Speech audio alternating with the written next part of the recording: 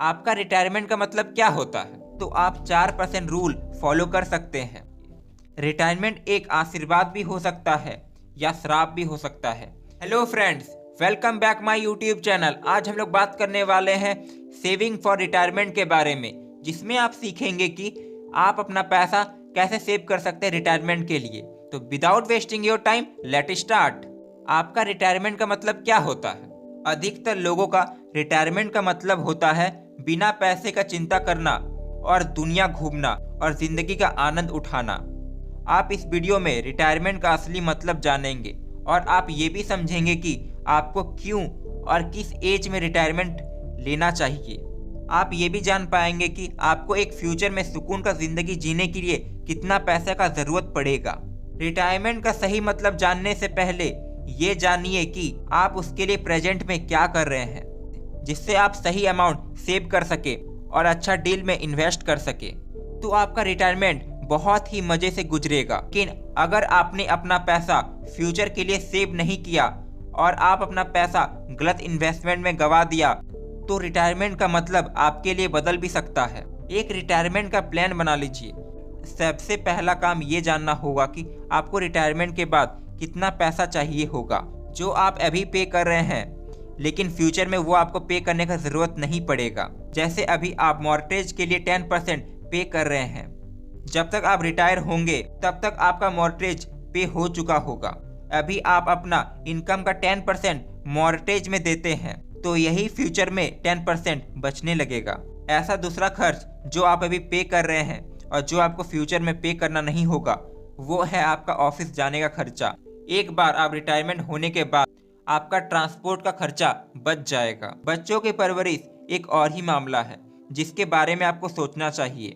शायद ही आप उनके एडुकेशन और रहने का खर्चा कर रहे होंगे, क्योंकि फ्यूचर में आपके बच्चे खुद ही कमा रहे होंगे और आप उनके लिए जिम्मेदार नहीं होंगे।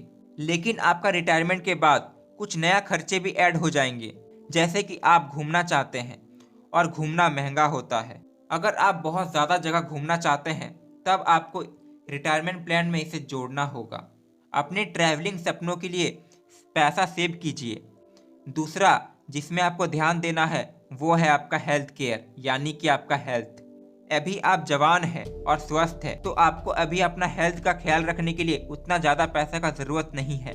लेकिन फ्यूचर में आप बीमार पड़ सकते हैं, तो उस समय आपको कंसल्टेशन फीस और दवाइयों में पैसा खर्चा करना ही होगा। इसलिए आपको हेल्थ केयर के लिए पैसा बचाना ही चाहिए। अगर आप अभी एक इन्वेस्टर हैं और आपको अपने करंट इनकम से पैसा सेव नहीं कर पाते हैं, तो आप 4% रूल फॉलो कर सकते हैं।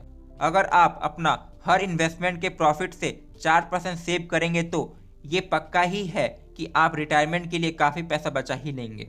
अब जब आप सारा ज़रूरी पॉइंट समझ गए हैं जो रिटायरमेंट प्लान के लिए ज़रूरी है, तो एक पेन और पेपर उठाइए और अपने करंट इनकम और अपने फ्यूचर एक्सपेंसिव यानी खर्चों के बारे में सोचिए और लिखिए। रिटायरमेंट के बाद आपको हर महीने कितने पैसे का ज़रूरत होगा और आपके रिटायरमेंट के बाद आप जैसा लाइफ चाहते हैं उसे बनाने के लिए एक प्लान बनाइए। रिटायरमेंट एक आशीर्वाद भी हो सकता है या श्राप भी हो सकता है।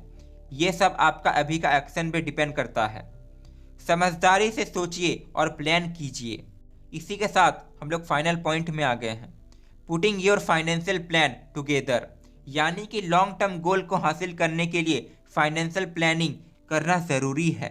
जैसे कि आप 65 की उम्र में रिटायर होना चाहते हैं, तो अभी से ही आप फाइनेंशियल का तैयारी करना शुरू कर दीजिए, तभी आप अपना गोल अचीव कर पाएंगे। किसी भी प्लान को बनाने से पहले अपना करंट सिचुएशन जानना बहुत ज़रूरी है। तो फाइनेंशियल के बारे में इंफॉर्मेशन निकालने के बाद आपके पास 3 मेथड होना चाहिए। सबसे पहला, आपको एक कैश फ्लो स्टेटमेंट बनाना ज़रूरी है।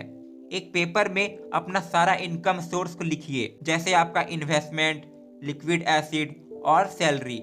फिर अपने खर्चे भी लिखिए, जिससे आपको पता लग जाएगा कि खर्चे 2 तरीके के होते हैं, electric bill, mortgage, car loan जैसे फिक्स खर्चे जो कि हर महीने होते हैं। दूसरे होते हैं जो है वेरिएबल खर्चे, जैसे घूमना, खाना, कपड़ा, जो हर महीना बदलते रहते हैं।